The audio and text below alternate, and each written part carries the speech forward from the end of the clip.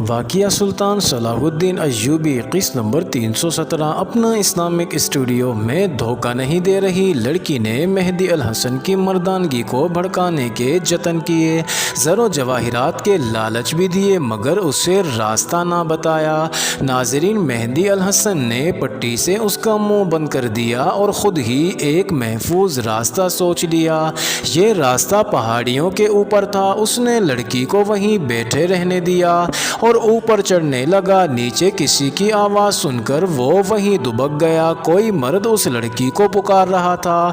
مہدی الحسن آہستہ آہستہ نیچے آ گیا اور لڑکی کے قریب ایک بڑے پتھر کے پیچھے چھپ کر بیٹھ گیا۔ ناظرین، اس آدمی نے لڑکی کو شاید دیکھ لیا تھا۔ تم بولتی کیوں نہیں؟ اس آدمی نے پوچھا اور اوپر آنے لگا۔ لڑکی کا منہ بند تھا۔ وہ آدمی اس کے قریب آ بیٹھا اور بولا، کیا ہوا ہے تمہیں؟ ادھر نہیں گئی؟ مہدی الحسن اس کے عقب میں تھا۔ فاصلہ 2-4 قدم تھا۔ اس نے اٹھ کر اس آدمی کی پیٹھ میں خنجر کا بھرپور وار کیا۔ فوراً بعد دوسرا وار کیا۔ جوان آدمی کے دونوں وار دور تک اتر گئے۔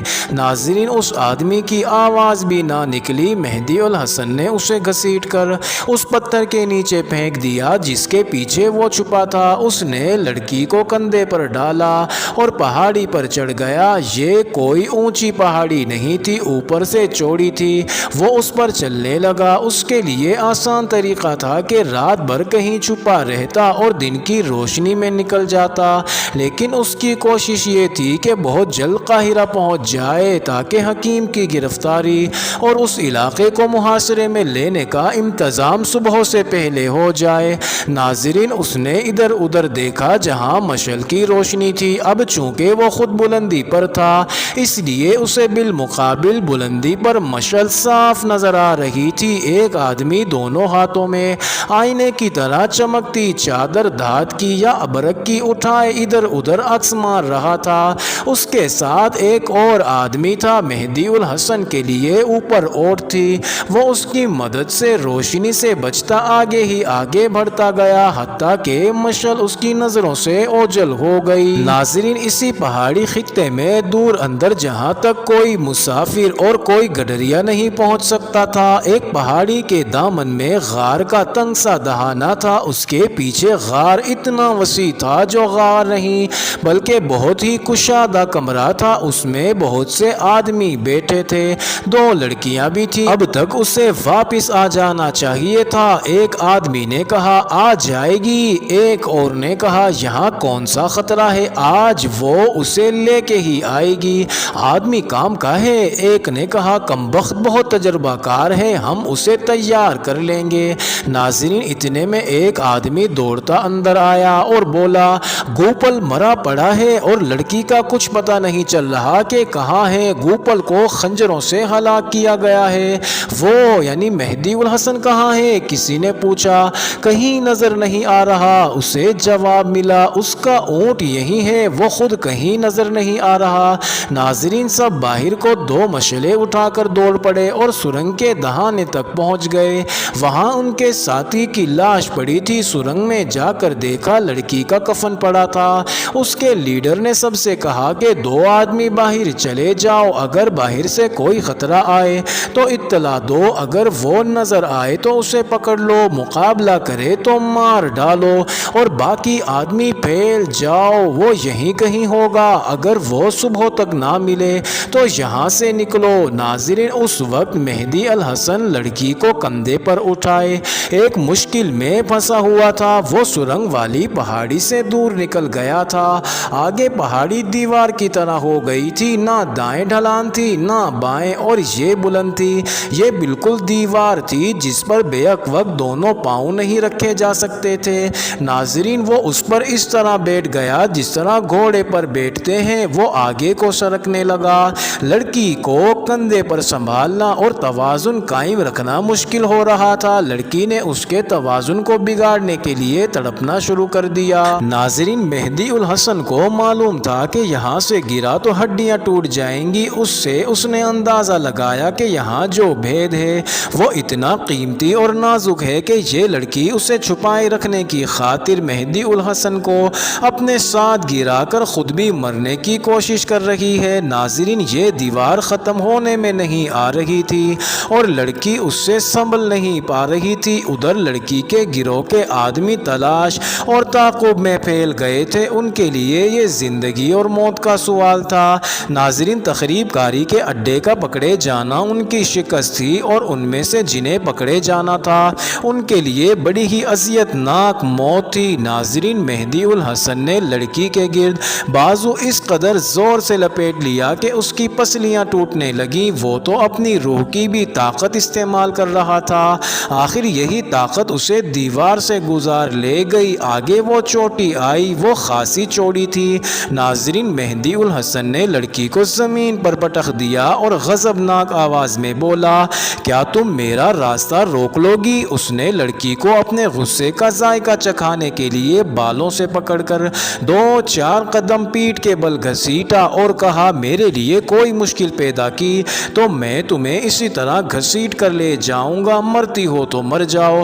ناظرین، اسے دور نیچے ایک مشعل دکھائی دی۔ وہ بہت تھک گیا تھا اور وہ محسوس کرنے لگا تھا کہ خطرے سے نکل آیا ہے، مگر اس جگہ سے نکلنا ابھی ٹیڑھا مسئلہ بنا ہوا تھا۔ اسے بہت جلدی قاہرہ پہنچنا تھا۔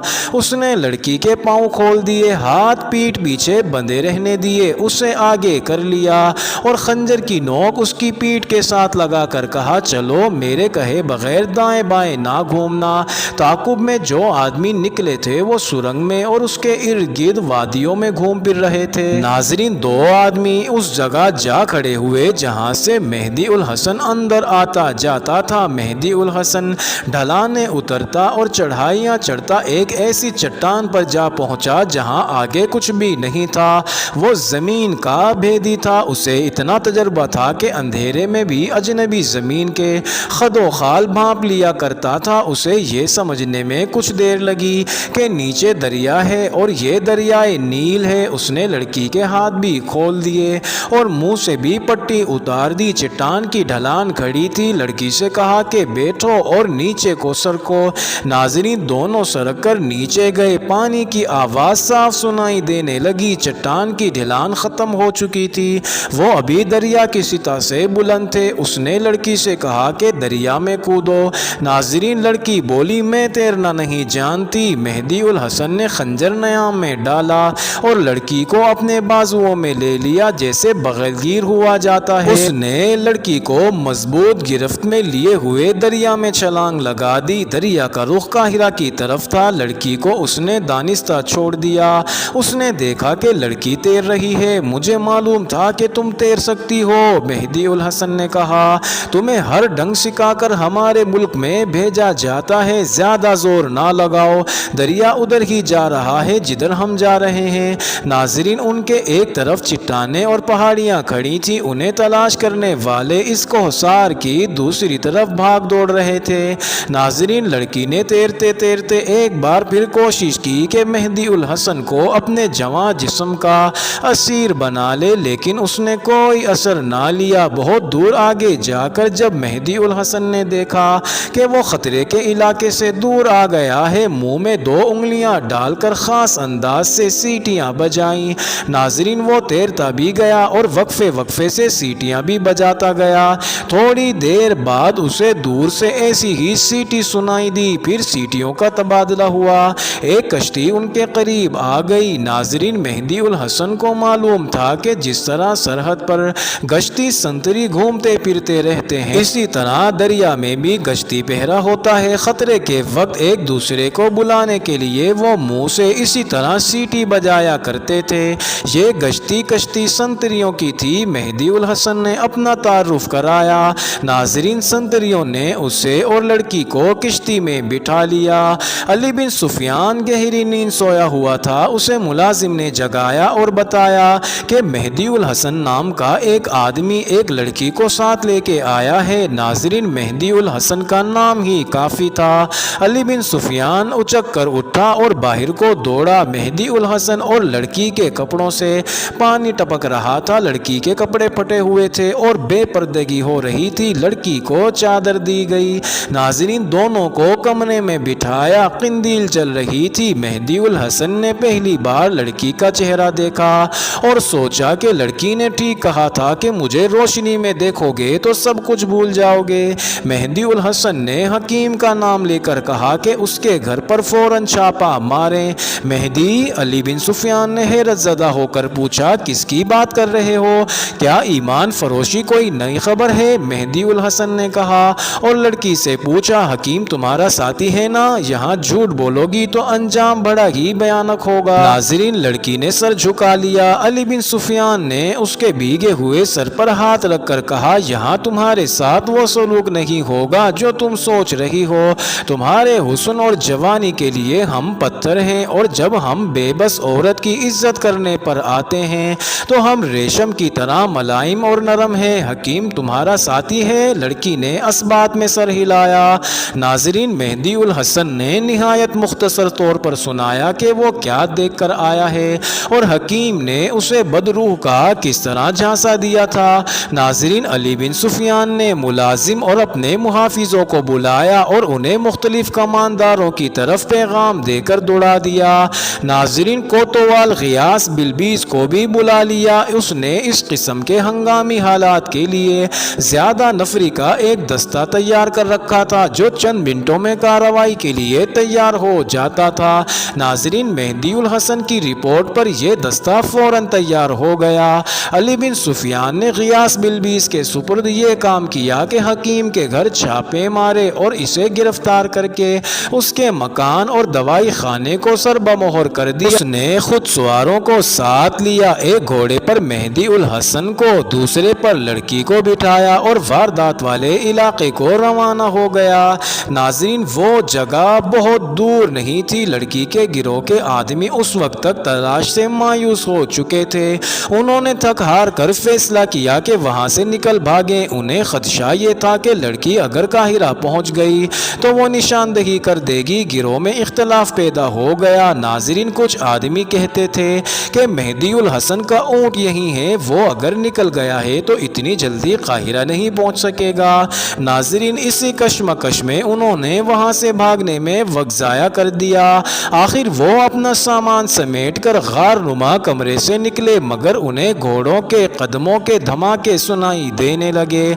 नाज़रीन, बाहर निकलने का रास्ता बंद हो चुका था। अली बिन सुफियान के सवारों ने मशलें जला ली और वादियों में फैल गए। लड़की को साथ रखा गया था। उसने बताया कि उसका गिरोह कहाँ रहता है। वहां गए तो गार के अंदर से 4-5 आदमी पकड़े गए।